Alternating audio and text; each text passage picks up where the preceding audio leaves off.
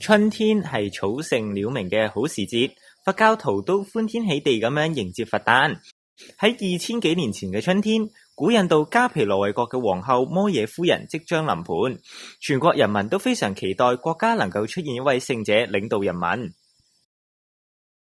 按照古印度嘅習俗，女性必須要回到娘家分娩，國王於是就慎重地咁派遣宮女、侍衛同埋車隊護送皇后。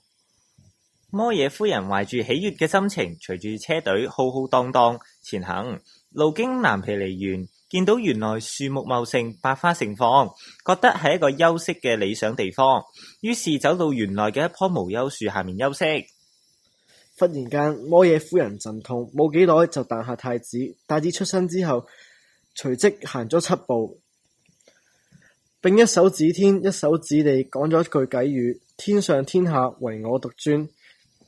天上面有9條龍吐出香水為太子洗浴，亦都係因為咁，以香水沐浴佛身就成為咗慶祝佛誕最重要嘅活動。慶祝佛誕嘅意義係為咗紀念佛陀覺行圓滿、慈悲懷抱、崇高理想，以及佛陀對世人嘅偉大貢獻。每年佛誕，全球信徒都會以浴佛儀式作為紀念。浴佛嘅意義就係以香湯灌沐太子佛像，象徵洗滌內心塵埃，感恩佛陀降生帶嚟嘅智慧同埋慈悲，並祈求消除障礙、清淨身心，係一種藉住外在佛像洗滌內在佛嘅修行方式，提醒大眾學習佛陀教誨嘅時候，要去除貪嗔癡三毒，體悟人人皆有佛性，共同追求福為圓滿。除咗儀式慶祝之外，我哋更加要配合行動，實踐教義，自利利他，服務社群，先係真正嘅紀念。本年度佛誕節慶祝活動已經展開，本校有多位學生早前經已撰文參與佛誕徵文比賽。我哋同學都喺4月份參加咗插花班，為佛誕節慶祝活動做好準備。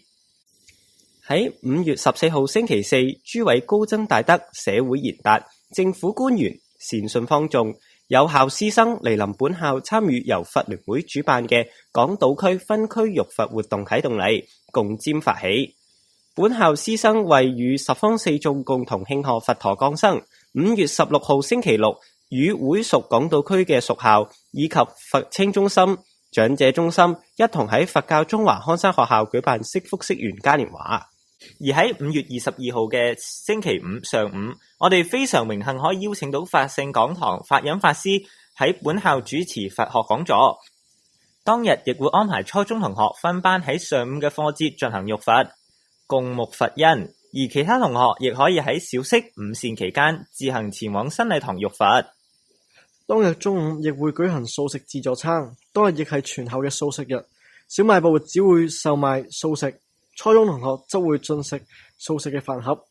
已經報咗名參加嘅高中同學以及家長報咗名會一同出席嘅初中同學，會同校長、老師一同享用素食自助餐。而自備午餐嘅同學亦需要自帶素食回校，全校一同實踐戒殺護身。5月23號星期六，本校師生將出席萬人歸依大典，歸依三寶，認識佛法，啟發智慧。而5月25號星期一，本校部分班別將會到紅館欣賞由會屬幼稚園學生演繹嘅傳統佛教故事九色鹿童真匯演。以上就係一連串嘅佛誕活動介紹，讓我哋善用因緣，淨化身心，祝願各位佛誕吉祥。